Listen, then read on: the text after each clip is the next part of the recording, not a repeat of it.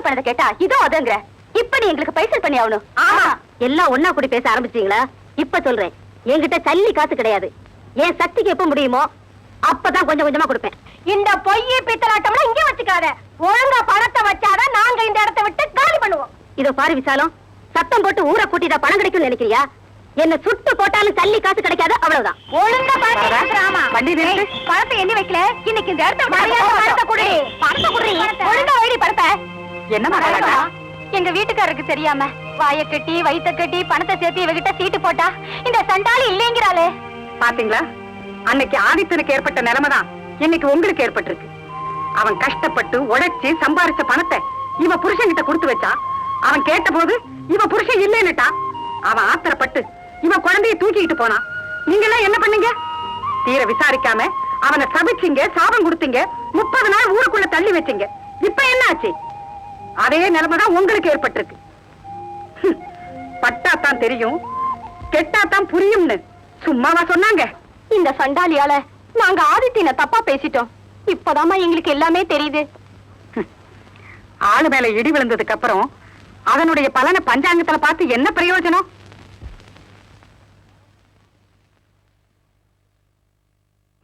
யாரு?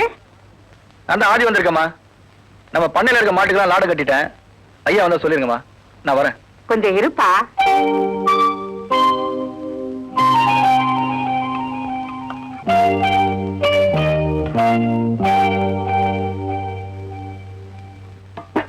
வாடா, வந்து உட்காரு. உட்காரு. இந்தா.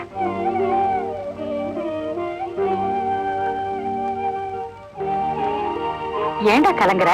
சின்ன வயசுல அம்மா கையில சாப்பிட்டதுமா. என் பசி அறிஞ்சு யாருமா இப்படி சோறு கொடுக்க போற? அப்படியெல்லாம் சொல்லாதடா, நானும் உனக்கு அம்மா மாதிரிதான். அம்மா, ஒருத்தன் உசுர் போகுதுன்னா ஒண்ணு பெத்தவ மடியில போகணும், இல்ல கட்டிக்கிட்ட முந்தானில போகணும். எனக்கு பெத்தவ மடியும் இல்ல, கட்டிக்கிட்ட முந்தானி சரியா அமையலமா. ஆதித்யா, நீ இப்ப ஒரு குழந்தைக்கு தகப்பனாக போற. அனாவசியமா மனசை போட்டு குழப்பிக்காத. அம்மா, ராசாத்தியோட அப்பா வந்தாரு. அவர் என்ன சொன்னார் தெரியுமாமா? என்ன சொன்னாரு? நீ அவளுக்கு மளிகை சாமான், பாத்திரம், காய்கறி வாங்கி கொடுத்த, அதை வீசி எரிஞ்சிட்டா. பட்டுப்புடவையும் வளையலும் வாங்கி கொடுத்த, அதையும் வீசி எரிஞ்சிட்டா. என்னையும் வீசி எரிஞ்சிட்டா. எடுத்து வளர்த்த அத்தையும் வீசி எரிஞ்சிட்டா. ஏன் உன்னையே வீசி எரிஞ்சிட்டா. நாளைக்கு அவளுக்கு பிறக்க போற குழந்தை பின்னமா பிறந்தா அதையும் வீசி எறி மாட்டான். என்ன பண்ணிச்சியும்? உல வாயை மூடலாம், ஊர் வாயை மூட முடியாது. யார் வாய் சொல்லாத பழிச்சுட்டா. ஏமா, அப்படி ஏதாச்சும் நடந்துருப்பாமா? சேச்சே, அதெல்லாம் ஒண்ணும் நடக்காது. ஆத்தா கிட்ட போய் உன் குறைய சொல்லு. ஊர் ஜனங்க கிட்ட மன்னிப்பு கேளு. ஊர் வாயை மூடலாம். ஆத்தா உனக்கு என்னைக்கும் துணை இருப்பா.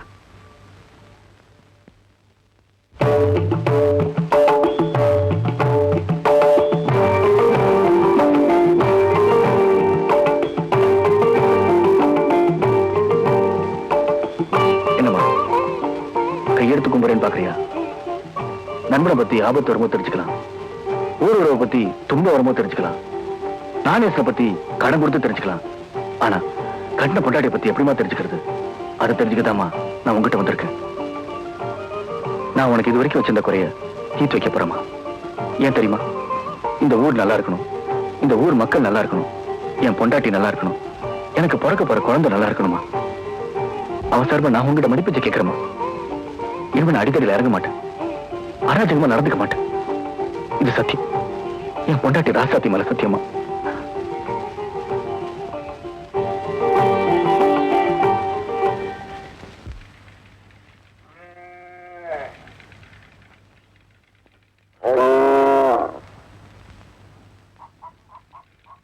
அம்மா, அம்மா, என்னடா என்னைக்கும் இல்லாம உங்க வீட்டு முன்னாடி வந்து நிக்கிறேன்னு பாக்குறீங்களா? நம்ம ஊர் ஜனங்க நான் செஞ்சதெல்லாம் தப்பா புரிஞ்சுக்கிட்டு தெரிஞ்சோ தெரியாமலோ என்னமோலாம் பேசிட்டாங்க. அதுக்காக நான் மன்னிப்பு கேட்டுக்கிறேம்மா. என்ன மன்னிச்சிருங்கம்மா. அன்பால எதை வேணாலும் சாதிக்கலான்னு நான் இப்ப புரிஞ்சுக்கிட்டேன். என்ன மன்னிச்சிருங்கம்மா. ஐயா, நீங்களும் என்னை விட்டு ஒதுங்கி போறதை பார்த்தா எங்க என்ன ஒதுக்கிடுங்களோன்னு பயமா இருக்கியா? அம்மா, அம்மா, இப்ப நான் ஒரு குடும்பஸ்தமா. நான் என்ன தவறு செஞ்சிருந்தாலும் என்ன மன்னிச்சிருங்கம்மா. இந்த தனி மரம் ஒரு தோப்பாகணும்னு இனிமே யாருக்கிட்டையும் சண்டைக்கு போக மாட்டேன், யாருக்கிட்டையும் முரட்டுத்தனமா நடந்துக்க மாட்டேன். என் பொண்டாட்டி மேல சத்தியம், எனக்கு பிறக்க போற என் குழந்தை மேல சத்தியமா சொல்றேம்மா. என்ன மன்னிச்சிருக்கமா, மன்னிச்சிருக்கமா. அம்மா, அன்னைக்கு உங்க பையன் திருடினதுக்காக அவன் கையில நான் சூடுபட்டேன். எதுக்கு தெரியுமா? யாரும் பொய் சொல்லக்கூடாது, திருடக்கூடாது, அதுக்குதான். அதுக்கு என்ன நீங்க சபிச்சீங்க, சாபம் கொடுத்தீங்க. தெரிஞ்சோ தெரியாமலோ உங்க வாய் முகூர்த்தத்துல எனக்கு கல்யாணம் ஆயிடுச்சு. இனி குழந்தை கூட பிறக்க போகுது. 1000 தான் தப்பு பண்ணிட்டாலும் என்ன மன்னிச்சு என் பொண்டாட்டியும் எனக்கு பிறக்க போற குழந்தையும் நல்லா இருக்கணும்னு ஆசீர்வாதம் பண்ணுங்கம்மா. வேண்டாப்பா, ஏ ராசா, நீ ஒண்ணுத்துக்கு கவலைப்படாத. இந்த கூறுகட்ட வாய் கூசாம சொல்ல வார்த்தை கூட வரவா போகுது. உன் குடும்பத்துக்கு ஆத்தா எந்த குறையும் வைக்க மாட்டா.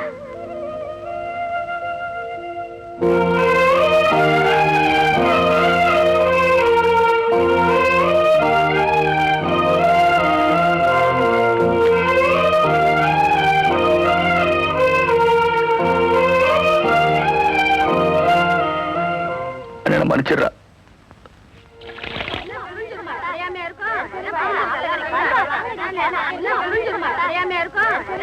என்ன ராசாத்தி, என்ன அப்படி பாக்குற? ஆதித்தன் என்ன அனாதை நினைச்சியா? அவன் என் மகன். அவனை என் வயத்துல நான் 300 நாள் சுமக்கலினாலும் இவ ஒரு நாள் சுமந்திருக்கா, இவ ஒரு நாள் சுமந்திருக்கா.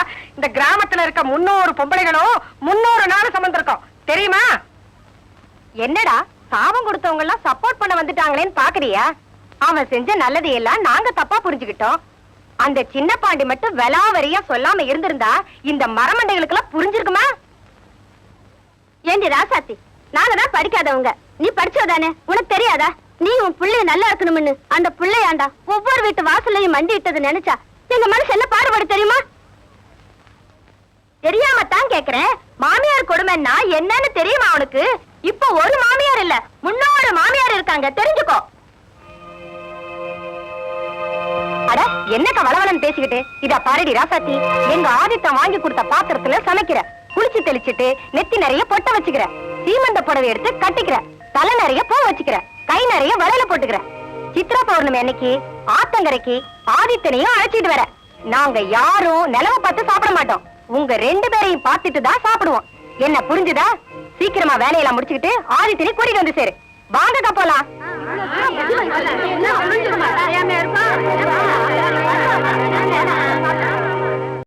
இந்த பாருமா, அவன் மனசுல ஆழ பதிஞ்சிருக்கிறது நான் ஒரு அனாதைங்கிறதுதான். அவனுக்குன்னு எந்தவித ஆசாபாசமும் கிடையாது. உன் கழுத்துல 3 முடிச்சு போட்டது கூட ஆசையினால இல்ல தாயி, அவசரத்தினால. ராசாத்தி, நான் உங்ககிட்ட படிப்பிச்சு கேக்குறேம்மா. அவனை இன்னைக்கு பல பேர் மனசுலையும் படியிலையும் சுமக்கலாம், ஆனா கடைசி வரைக்கும் முந்தானியில சுமக்க வேண்டிய பொறுப்பு உன்னதுதாம்மா. அவனை கைவிட்டுறாத தாயி, அவனை கைவிட்டுறாதம்மா.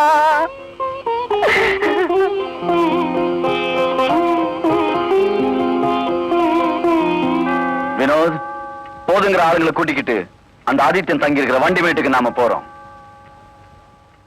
அவன் எப்படி மாடுக்கு 4 காலை கட்டி லாடம் அடிக்கிறானோ அதே மாதிரி அவன் கையை காலை கட்டி அவனை அடி அடின்னு அடிச்சு போட போறோம். அவன் அணு அணுவா சித்திரவதையாகி சாகிறத பார்த்தா தான் என் ஆத்திரம் அடங்கும். ஓகே டாடி, கிளம்புடா.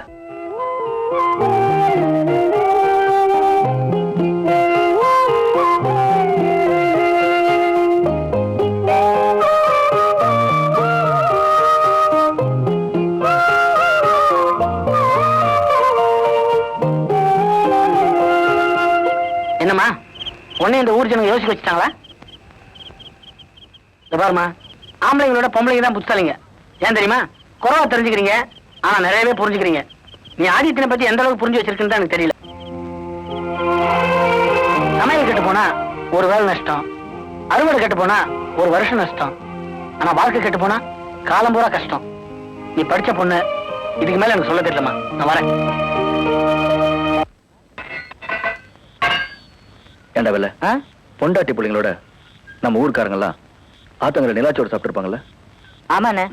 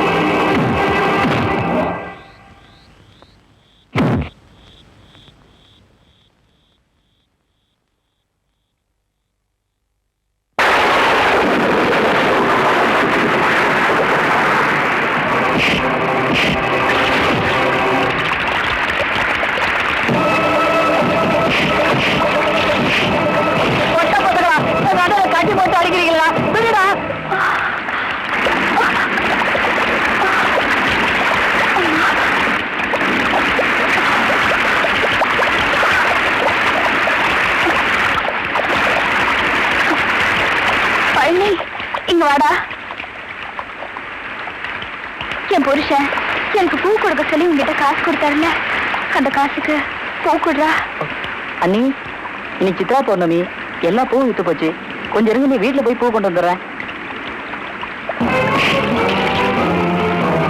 அண்ணே, அண்ணி மேல சத்தியம் பண்ணிட்டாலும் பரவாயில்ல, அடிக்கண.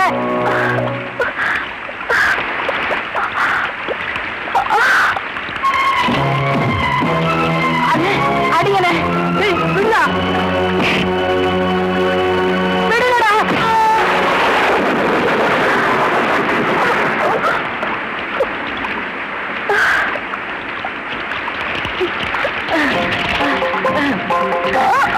அண்ணி,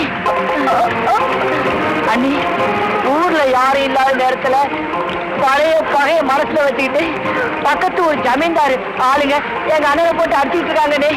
அண்ணே, அண்ணன் யாரையும் அடிக்க மாட்டேன்னு உங்க மேல சத்தியம் பண்ணிருக்காரு. அண்ணே, அண்ணே, எங்க அண்ணனை காப்பாத்துக்கண்ணே.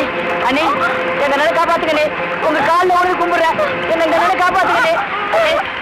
வாங்கண்ணே, உங்க கையெடுத்து கும்பிடுறானே, எங்க அண்ணனை காப்பாத்துக்கண்ணே. அண்ணே, இப்ப பழைய அண்ணி இல்லடா, மாறிட்டேன்டா.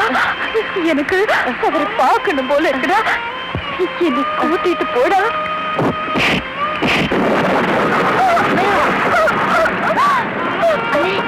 வெள்ள, என்னால ஒரு அடி கூட எடுத்து வைக்க முடியாது.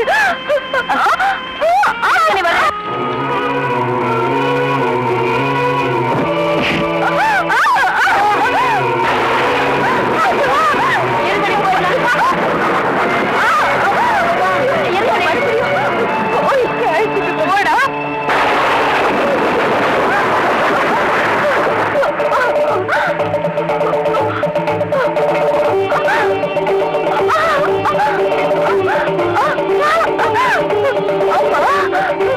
கண்ணம்மாவோட மாங்கல்யத்தை என் புருஷன் காப்பாத்தினாரு. இன்னைக்கு என் மாங்கல்யத்தை காப்பாத்த இந்த ஊர்ல யாருமே இல்லையம்மா. என் புருஷனோட உயிரை நீதான் காப்பாத்தணும்.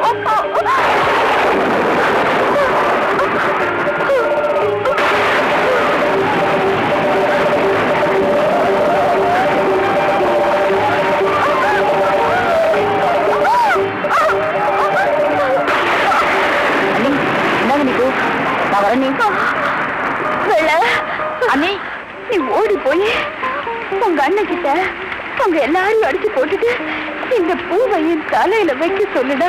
அண்ணே, அண்ணே, அண்ணே, அண்ணே, எந்திரிங்கண்ணே, எந்திரிங்கண்ணே. அண்ணி மனசு மாறிட்டாங்கண்ணே. இவங்க எல்லாரையும் அடிச்சு போட்டுட்டு இந்த பூவை அவங்க தலையில உங்க கையால வைக்க சொன்னாங்கண்ணே. எழுந்துறீங்கண்ணே. அண்ணே, அம்மங்கள்கிட்ட போட்டிருக்க தாலி எடுத்து மறுபடியும் உங்க கையால அன்னிகள்கிட்ட கட்ட சொன்னாங்கண்ணே.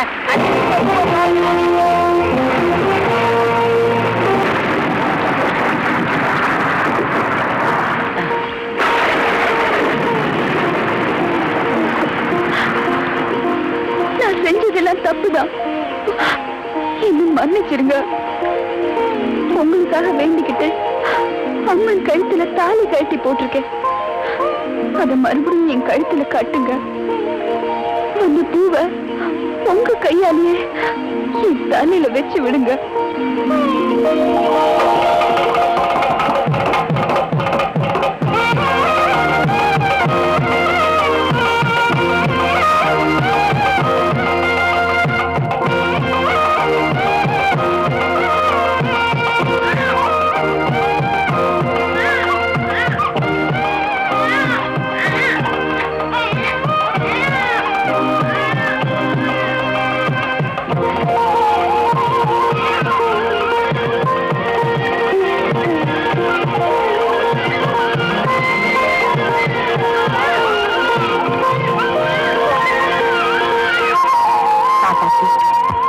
ஆதித்யா, உங்க ரெண்டு பேருடைய தங்கமான மனசுக்கு ஆத்தா உங்களுக்கு எந்த விதமான குறையும் வைக்கல பாத்தியா?